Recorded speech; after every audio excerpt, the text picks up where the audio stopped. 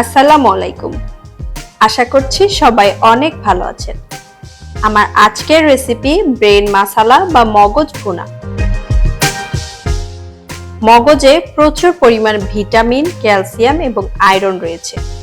এতে ভিটামিন বি12 রয়েছে, যা আমাদের মস্তিষ্কের উন্নতি সাধন করতে সহায়তা করে। তাই এটা বাচ্চাদের জন্যও বেশ উপকারী।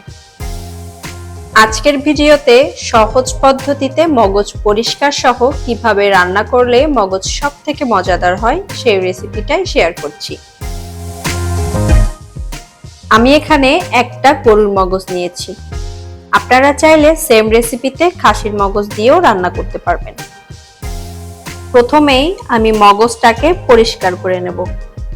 আপনারা একটু খেয়াল করলেই দেখতে পাবেন মগজে অনেক শিরা এবং রক্ত রয়েছে এবং মগজের উপরে খুবই পাতলা একটা চামড়া রয়েছে। মগজ পরিষ্কারের ক্ষেত্রে সবথেকে ইম্পর্টেন্ট হলো এগুলাকে আলাদা করা।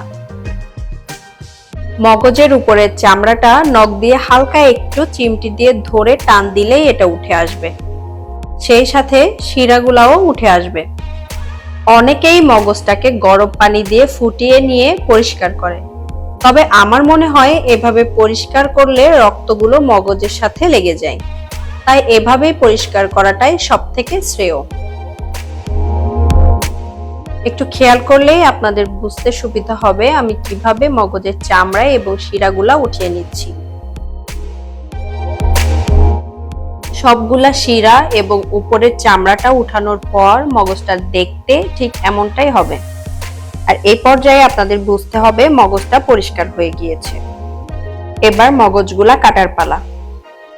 আমি একটু বড় টুকরো করে মগজগুলো কেটে নিচ্ছি, কারণ রান্নার সময় কিছুটা ভেঙে দেব। আর আমার বাসার সবাই একটু আস্ত আস্ত মগজ খেতেই পছন্দ করে। কাটা শেষে মগজটাকে খুব ভালোভাবে পানি দিয়ে ধুয়ে নিতে হবে।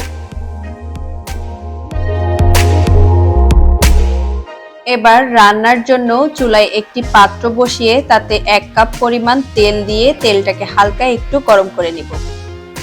তেলটা হালকা একটু গরম হয়ে এলে এতে আমি 1.5 কাপ পরিমাণ পেঁয়াজ কুচি দিয়ে দিলাম। আপনারা চাইলে এই পর্যায়ে এখানে আস্ত গরম মশলা ব্যবহার করতে পারেন, তবে আমি পার্সোনালি মগজ ভুনাতে কোনো প্রকার আস্ত গরম মশলা ব্যবহার করি না। পেঁয়াজটা ভাজতে ভাজতে যখন একটু নরম হয়ে এসেছে তখন আমি এখানে 4-5টি কাঁচা মরিচ মাঝখান থেকে চিড়ে নিয়ে দিয়ে দিলাম। এবার পেঁয়াজ মরিচটাকে নেড়ে চেড়ে গোল্ডেন ব্রাউন করে ভেজে নেব। পেঁয়াজটা কিন্তু বেরেস্তা হবে না, ঠিক বেরেস্তা হওয়ার আগ পর্যন্ত পেঁয়াজটাকে আমি ভেজে নিব।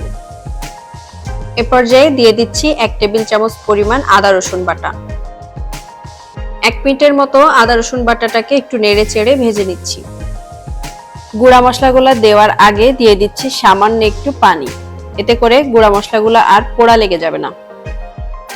দিয়ে দিচ্ছি 1.5 চা চামচ পরিমাণ মরিচ গুঁড়া, 1 চা চামচ পরিমাণ হলুদ গুঁড়া, 2 চা চামচ পরিমাণ জিরা গুঁড়া এবং 2 চা চামচ পরিমাণ ধনিয়া গুঁড়া।